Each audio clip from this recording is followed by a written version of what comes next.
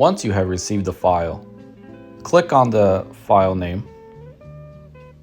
Double check this is the movement you were expecting. If it is, on the bottom right, click on the share button. Open up the app. You will be presented with the option to save the movement.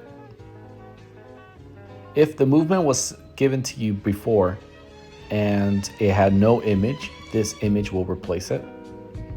Once you have received the movement, click the third tab, search for the movement,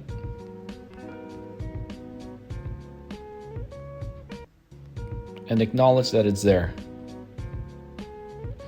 If a movement that has been shared before and you already have it saved, it will not save it twice.